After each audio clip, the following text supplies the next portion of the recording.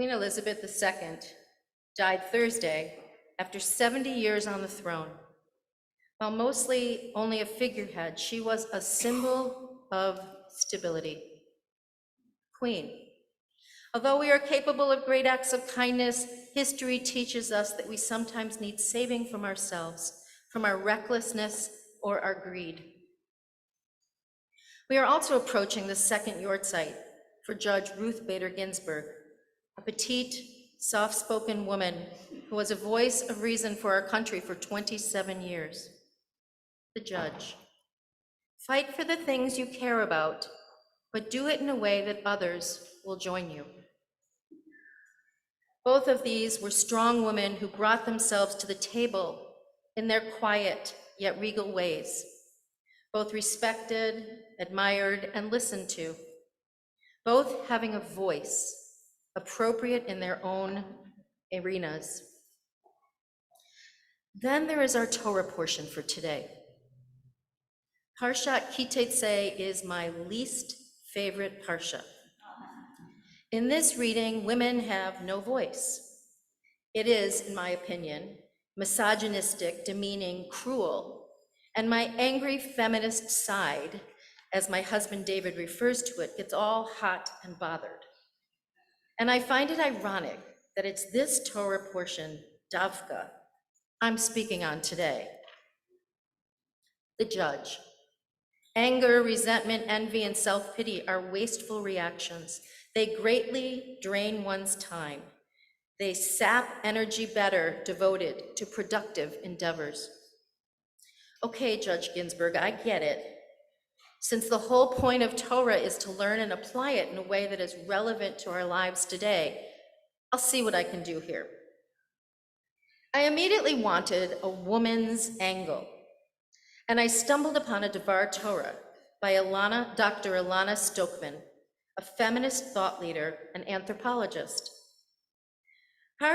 She says, Parshat Kitetse is the Torah portion that is packed with no less than 74 commandments. I think there's not sure if it's 72 or 74. Much that I read said both. And it has a very clear and powerful message of social justice and compassion. Social justice and compassion, really? Are we reading the same parsha? For example, she continues, the prohibition against taking interest or the prohibition against exploiting workers, these are essentially calls for compassion towards workers and vulnerable populations. The prohibition against being mean to Edomites and Egyptians because you were once a stranger in his land. This is a call for compassion towards the immigrant or the convert or the non-Jew. The prohibition against excluding lepers. This is a call for compassion towards the sick or perhaps towards people with disabilities or special needs. Sending away the mother from the nest. This is a call for compassion towards animals, especially towards animals who are mothers. Okay, I can see what she's saying. She continues, there are many scholars who see these commandments as radical within their cultural context. The idea, for example, that we have to consider the needs of day workers or of the landless or of leopards or even animals, this would have been totally new for societies in biblical times. This parasha, then, is an effort to bring into the world a general view of compassion towards all creatures, especially towards those who were considered outsiders. And the truth is today, in many places in the world, societies are still fighting against practices of exclusion based on these same ideas. However, she points out, there is one group that does not quite merit an attitude of compassion in our parasha. Women, in particular, wives. And that says something, because in our parsha of the 72 or 74 commandments listed, a full 15 relate to issues of marriage, sexuality, and the gender hierarchy in the family. Aha, this is it. This is what I'm talking about. So let's look at a few. There is a law regarding the soldier who sees a beautiful woman from those captures and he lusts after her and he takes her to be his wife. He has to let her mourn for a month, being taken away from her land and her people, and then he can have her. Unless he then decides he doesn't want her, in which case he has to let her go and he can't sell her. A law prohibiting a woman wearing clothes of a man. No consequences specified. A law about the man who ruins his wife's reputation. This is when he accuses her of not being a virgin, and then her father has to prove she was, and if the man is found to be lying, he has to pay the father 2 times the dowry price and can never divorce the wife. If she is lying, she gets stoned to death. A law regarding a man who sleeps with a married woman. Both die. A law for a man who sleeps with an engaged woman, or more precisely, a man who rapes her. Both are stoned to death because she didn't cry out for help. And then there is the law for a man who rapes a virgin who is not engaged. Again, he pays the father of the bride and then is forced to marry her and forbidden to ever divorce her. There's a prohibition against a man sleeping with his father's wife, no consequence.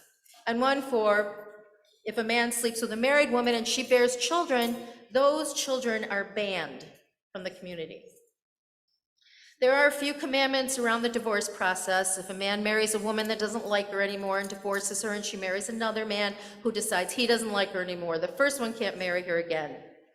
This is oversimplified, but it's basically what it says. And I love this one. There is a law that states if 2 parties are fighting, one man with another, and the wife of one comes up to save her husband from her antagonist and does anything to the attacker's genitalia, you show no pity and you cut her hand off. I'm not meaning to be political or overly dramatic or a man basher. Judge, it is not women's liberation. It is women's and men's liberation. It is what the text says, and we all know the story, and yet it gets me every year when we read this. The Queen. Although we are capable of great acts of kindness, history teaches us that we sometimes need saving from ourselves, from our recklessness or our greed. Women were property to be taken, to be discarded. They had no voice. They were forced to marry rapists whose only consequence was to paying dad and never being able to divorce her. Lose-lose for the woman. A few of the commandments show a bit of concern for the woman. A newly married man cannot be called to war because he has to satisfy his wife. A man suffers the humiliation if he refuses to do what he is supposed to do in the marriage bed. The disgrace is on the man if he refuses to marry his sister-in-law if she becomes widowed and has no child. A man with 2 wives, one loved and one hated, has to give more inheritance to the son of the hated wife. One time when I was reading this parsha, and I read the verse about not taking the young of a mother bird while she was sitting there, shoo her away first, and then shortly after was about stoning a woman. We were in the chapel, and I remember leaning forward to Rabbi Alitsky with total outrage. Do you remember this, Rabbi? Remember it? And I said, "Are you kidding me? Stone the woman, but take care of the bird?" And he said, "Remember the time it was written." I knew he was right, but I was so outraged that his explanation didn't satisfy me. I think I had never really read it that closely before. What could we possibly be learning from this parasha? The Queen. It is through this lens of history that we should view the conflicts of today, and so give us hope for tomorrow. I decided to see what the great sages had to say. I found that in terms of the beautiful captive woman that the man lusted after, Rashi said that this was a concession to man's inability to control himself. If she cut her nails and her hair and made herself plain, and he needed to delay taking her for an entire month, the man might see she was no different than a Jewish girl and would hopefully send her packing, avoiding the mistake of marrying her. Ramban, on the same verse, believed that the month's time was all that was needed for the woman to grieve her past religion and be ready to accept Judaism. If he kidnapped her and she accepted Judaism right away, no wait time was required. Again, simplistic reading, but the basics. In full disclosure, I stopped looking.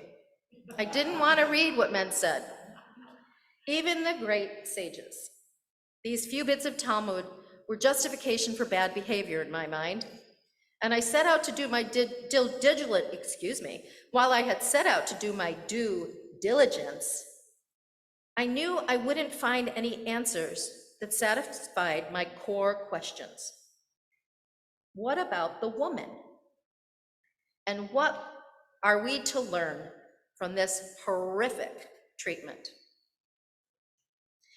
Back to Dr. Stokeman's Devar. Her words gave me pause and a glimpse into what these laws might be trying to tell us. She says, despite the awful reality that biblical women often found themselves in, I actually see this Torah portion as trying to be compassionate towards women in a certain way. The commandment regarding the beautiful woman in captivity is reprimanding the soldier. The Torah forbids him from sleeping with her until she has mourned the loss of her family for a month, something which says that the woman has feelings, and that's already something.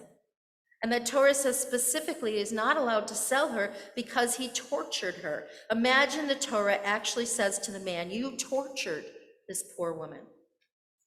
And aside, this is not referring to grabbing her, kidnapping her, planning to sleep with her against her will, but the sin of taking her away from her family and the loneliness and sadness this brings. That's the torture being referred to.